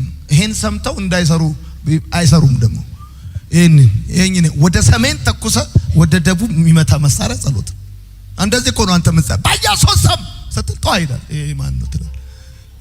አልሰማኝም ያልኩህ ጌታ እዛው ቤት ውስጥ እኮ የተከራየው ክፍል ውስጥ በኢየሱስ ስም ዱብ ይላል። እንዴ አንተ ወደ ላይ ነው የጸለይከው፣ ወደ ታች ይወድቃል። አንተ ሄሎ አንድ መንፈስ አለ አሁን ይመታል፣ አይምሮን ይዞታል ስንል አልሰማም እንዴ? ይመታል አንድ መንፈስ አለ ተው ይላል። እዛ ወደዚህ እኮ ነው የጸለይከው። አምጣ ተለልከሰ ይገርም እንደዚህ ረመዳን ያለ ትጸልያለህ ማለት በቃ ታጥቃሃል ማለት ነው። አንድ ጊዜ አስታውሳለሁ አንድ የኛ ቤተክርስቲያን አገልጋይ መሳሪያ አለ ተብሎ ሊፈተሽ እኔ ያደኩበት ከተማ አርሲ ነገሌ ፖሊስ ሄደ ሊፈትሽ ጥቆማ ደርሶኛል ብሎ እና አንኳኩ ወጣ። አቤት ምን መሳሪያ አለው ተብለናል ለፍተሻ የፍርድ ቤት ትእዛዝ አለኝ አላቸው። በቃ አምጣሉት። ገባና ትልቁን መጽሐፍ ቅዱስ ይዞ መጣ። ይሄው መሳሪያ ይመታል ስል ይመታል። በነገራችን ላይ መጽሐፍ ቅዱስም ሽጉጥም መታጠቅ አትችልም፣ ይባርቅብሃል። ያኛው ላይ መሳሪያ አንዱን ቁጭ አድርጋ አንዱን ያዝ እንጂ ሁለት ነገር ይዘህ ትችላለህ አትችለውም። ሄሎ ይሰማል። እኔ መሳሪያ ማለት ታጠቀው ለዛ ነው ስለታጠቅኩ ነው። ኦሬዲ 9ኛ ጸሎት ለሁሉም ሰው ክፍት ነው።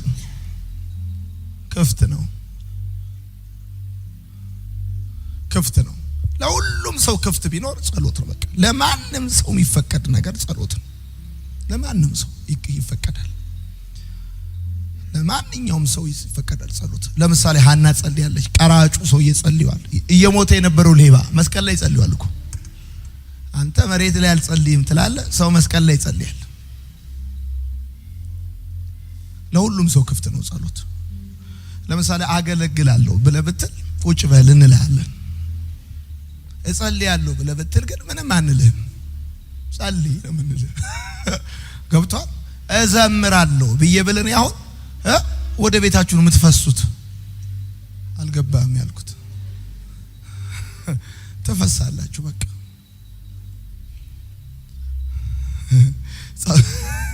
ጻፉ የጸሎት እንቅፋቶች። አንደኛ የምትለምነውን አለማወቅ። አንዳንድ ሰው ሳያውቅ የሚለምነው ሞቱን ነው፣ ጥፋቱን ነው የሚለምነው። የምትለምነውን አለማወቅ የጸሎት እንቅፋት። ሁለተኛ ያልተናዘዝከው ኃጢአት ነው። ሶስተኛ በልብ ውስጥ ያለ ጣዖት፣ አይነኬ ያረካው ነገር ማለት ነው። አይነኬ ያረካው ነገር በልብ ውስጥ ያለ ጣዖት። አራተኛ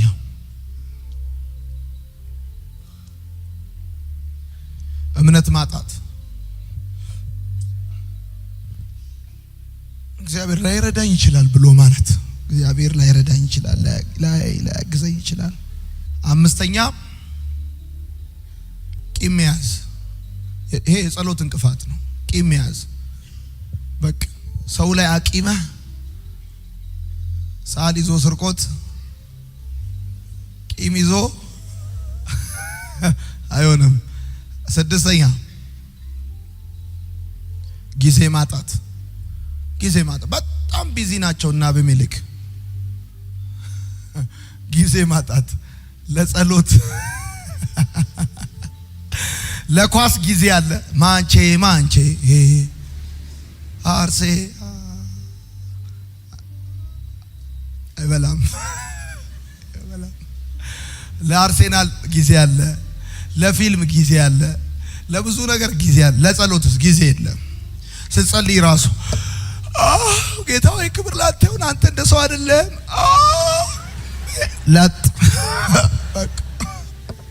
ትልቁ ጸሎታችን አንተ እንደሰው አይደለም፣ አሜን። በሰላም ያልከኝ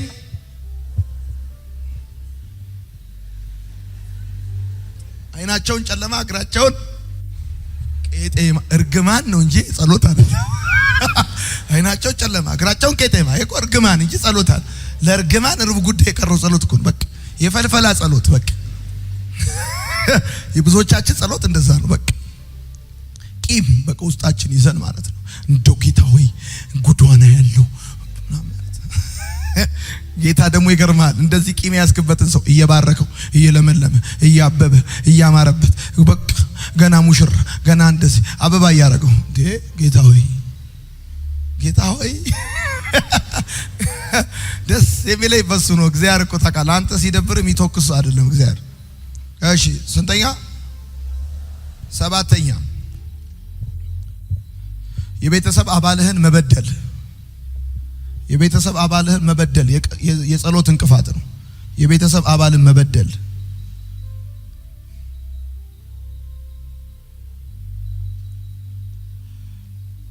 አንቺ ሴትዮ አንተ ሰውዬ ተባብሎ ጸሎት የለም። የቤተሰብ አባልህን መበደል የጸሎት እንቅፋት ነው። ራሱ ሰይጣን ቤት ውስጥ እንዳትጸልዩ ሲፈልግ ምን ያደርጋል? አንዳችሁ ከሌላችሁ ጋር ያጋጫችኋል። በቃ ተናደ ተጠቅልለተኛል።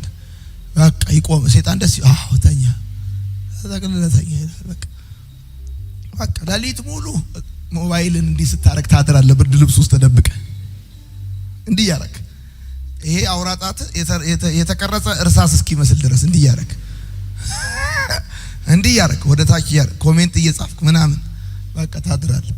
የቤተሰብ አባልን መበደል የጸሎት እንቅፋት ነው። እሺ ጻፉ እንደዚህ ብላችሁ እግዚአብሔር ጸሎታችንን ሁሉ ለምን አይመልስም? እግዚአብሔር ጸሎታችንን ሁሉ ለምን አይመልስም? አንደኛ አሁን ስለማይጠቅመን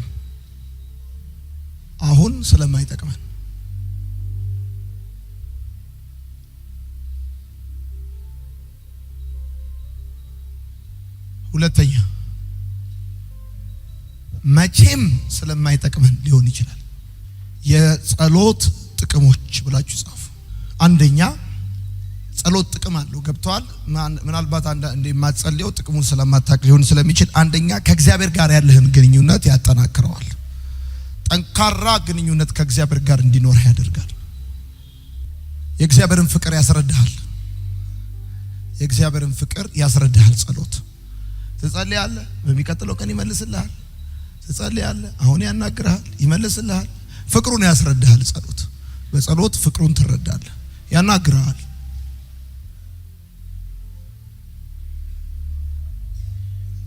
ሶስተኛ መልስ ታገኛለህ።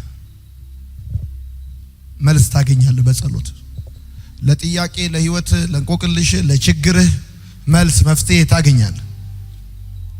መልስ ታገኛለህ ስትጸልይ። አራተኛ ምሪት ታገኛለህ። ዳይሬክሽን ታገኛለህ። ውጣ በዚህ በኩል ይልሃል እግዚአብሔር። ውጣ ይልሃል።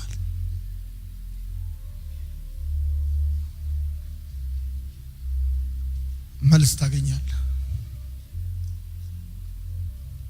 አምስተኛ ከፈተና ትድናለህ።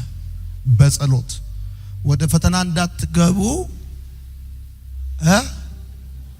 ፈተና ውስጥ ግቡና ጸልዩ አይደለም ያለው ጌታ። ወደ ፈተና እንዳትገቡ ትጉና ከፈተና ትድናለህ። ሰባተኛ ከእግዚአብሔር ፍቃድ ጋር ትስማማለህ። የጸሎት ጥቅም እሱ ነው። ከእግዚአብሔር ፍቃድ ጋር ያንተ ፍቃድ ይሁን እንጂ የኔ አይሁን እንዳለ ጌታ በጌተሰማኒ እየጸለየ ፍቃድ ይሆናል። ከእግዚአብሔር ፍቃድ ጋር ትስማማለህ። እሺ ትላለህ። በቃ ትታዘዛለህ። ከእግዚአብሔር ፍቃድ ጋር ትስማማለህ።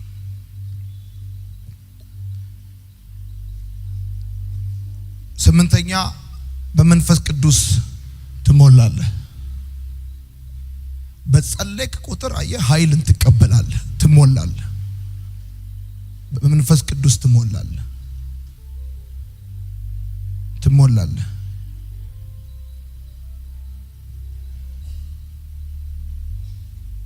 ዘጠነኛ ክርስቶስን ትመስላለህ። የጸሎት አይነቶች አንደኛ የእምነት ጸሎት ያዕቆብ 5 15 የእምነት ጸሎት። ንፋስም የለም ደመናም የለም። ይሄ ሸለቆ በውሃ ይሞላል። እግዚአብሔርን አምነ የሌለን እንዳለ አድርጎ በሚጠራ ለሙታን ሕይወትን በሚሰጥ በቃ ልክ እንደዚህ የእምነት ጸሎት። ሁለተኛ የስምምነት ጸሎት። ሁለት ሰዎች በአንድ ሐሳብ ተስማምተው ቢጸልዩ የስምምነት ጸሎት። የጋራ ጸሎት በህብረት ይነቀል ይፍረስ እንላለን። አሜን ትላል። ከቤተሰብ ጋር ተስማምት በአንድነት ሁለት ሰዎች በአንድ ሐሳብ ተስማምተው ቢጸልዩ ማለት ነው የስምምነት ጸሎት። ሶስተኛ የልመና ጸሎት ደግሞ አለ። የልመና እግዚአብሔር ሆይ እንዲያርግልኝ እንዲያርግልኝ ይሄ እንዲሆንልኝ እግዚአብሔር የልመና ጸሎት። እባክህ ጌታ ሆይ ጸጋህ እንዲበዛልኝ እንድትረዳኝ ጌታ ሆይ በህይወቴ ላይ ጣልቃ እንድትገባ የልመና ጸሎት። አራተኛ የምስጋና ጸሎት ደግሞ አለ። ፋዘር አመሰግንሃለሁ፣ ክብር ላንተ ይሁን ስለ ጥበቃ፣ ስለ ደግነት፣ ስለ ቸርነት 2017ን ስላሻገርከኝ እያንዳንዱን ደቂቃ ከኔ ጋር ስለነበርክ አመሰግንሃለሁ። የምስጋና ጸሎት። አምስተኛ የአምልኮ ጸሎት ደግሞ አለ። የትበረከክና ጋድን you are holy ትለዋለህ። አንተ ቅዱስ ነህ፣ አንተ ጻድቅ ነህ፣ አንተ ኤልሻዳይ ነህ። ጉልበት ሁሉ ላንተ ይንበረከካል። ቅዱስ ቅዱስ ቅዱስ ቅዱስ። አይኖቹ እንደ እሳት ነበልባል ይሆኑ፣ ደረቱን በወርቅ መታጠቂያ የታጠቀ እንደዚህ ያልካ እግዚአብሔርን ታም ወርሺፕ። አጋንንት ካንተ የሚፈልገው እንድታመልከው እኮ ነው። ወርሺፕ ነው። እግዚአብሔርን ደግሞ ወርሺፕ የምታረግበት ጸሎት አለ። ታመልከዋል። አንተ አምላኬ ነህ፣ አንተ ንጉሴ ነህ፣ አንተ እያልክ ማለት ነው። ጌታዬ ነህ፣ እኔ አንተን አመልክሃለሁ፣ ነፍሴ ትገዛልሃለች። ይሰማል ማወራው? እየሰማኝ ያለ ሰው እጁን ያሳይ። አሁን የሚገርም እኮ ነው። በቃ ገብቷል። ትጸልያለህ። አንተ ታላቅ ነህ፣ አመልክሃለሁ ጌታ ሆይ ትላለህ። ሄሎ ይሄ እንደዚህ ያለ ወሰንጋላ ምናምን ጠቋር ምናምን ድግምት ሟርት ምናምን እሱን አይደለም የምታመልከው፣ አንተ ጌታ ነው። ሃሌሉያ ትላለህ። ይሄ ካንተ አምልኮ የሚፈልግ መንፈስ ይወጋል። ከዛ በቃ የአምልኮ ጸሎት አለ። ስድስተኛ ራስን የመወሰን ጸሎት ደግሞ አለ።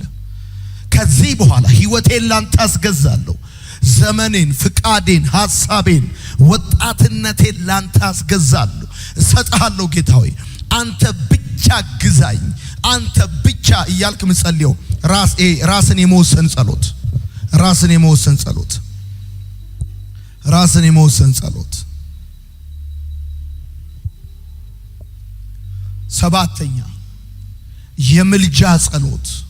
ለሀገር፣ ለቤተሰብ፣ ለትውልድ እባክህ ጌታ ሆይ እያልክ ደግሞ የምልጃ ጸሎት ትጸልያለህ። ገብቷል? እግዚአብሔር ምህረት እንዲያረግ፣ እግዚአብሔር ይቅርታ፣ እግዚአብሔር ቸርነት ለምድር እንዲያረግ፣ ለቤተሰቦች፣ ለጓደኞች። ስምንተኛ የውጊያ ጸሎት። ዲያብሎስን ተቃወሙት። የውጊያ ወይም የተቃውሞ ጸሎት ጻፍ። የውጊያ ወይም የተቃውሞ ጸሎት። ዲያብሎስን ተቃወሙት። ልቀቅ ትላለህ። ክፉ መንፈስ come out in Jesus name። ሸቃባ መንፈስ ትላለህ። የተቃውሞ ጸሎት በኢየሱስ ስም ከቤተሰቤ ላይ፣ ከህይወቴ ላይ፣ ከአይምሮዬ ላይ ትላለህ። እሺ እንዲህ ብላችሁ ጻፈውን ደግሞ የሚመለስ ጸሎት። በጣም የሚመለስ ጸሎት መጸለይ ከፈለጋችሁ በቃ ጸልይ ወዲያው እንዲመለስላችሁ ከፈለጋችሁ እንዲህ አሁን እንደምነግራችሁ ጸልዩ። አንደኛ እውነተኛ ችግር ለእውነተኛ አምላክ። እውነተኛ ችግር ይሁን ችግሩ። አንዳንድ ሰው አመመኝ ሳይሆን ሊያመኝ ነው መሰለኝ ብሎ ይጸልያል። ሊቸግረኝ ነው መሰለኝ፣ ለወድቅ ነው መሰለኝ፣ ጌታ ሆይ ፈተና መውደቄ ነው መሰለኝ ብሎ ይጸልያል። እሺ ሁለተኛ ሰላም ያለበት ጸሎት። ሰላም ያለበት ጸሎት ነው። ከመጸለይ በፊትና ከመጸለይ በኋላ አንድ አይነት ስሜት አይሰማም። ጻፍ። ከመጸለይ በፊት የሚሰማ አይነት ስሜት ከጸለይክ በኋላ ከተሰማክ እሱ ጋር ችግር አለ። የችግሩ ባይቀየርም ስሜት ግን ይቀየራል። በቃ ትረጋጋለህ። ረብሻ ሁሉ ጸጥ ይላል። ሁከት ሁሉ ይስተካከላል። በቃ ድካም ሁሉ ይነቀላል። ሶስተኛ አምኖ መጸለይ ነው። አንዳንድ ሰው ጸልዮ ነው የሚያምነው፣ አምኖ አይደለም የሚጸልየው። ጸልዮ ከጸለየ በኋላ አሜን አመንኩ ይላል። ኖ አስቀድመ ነው ማመን ያለብህ እንዲመለስ ከፈለክ። እሺ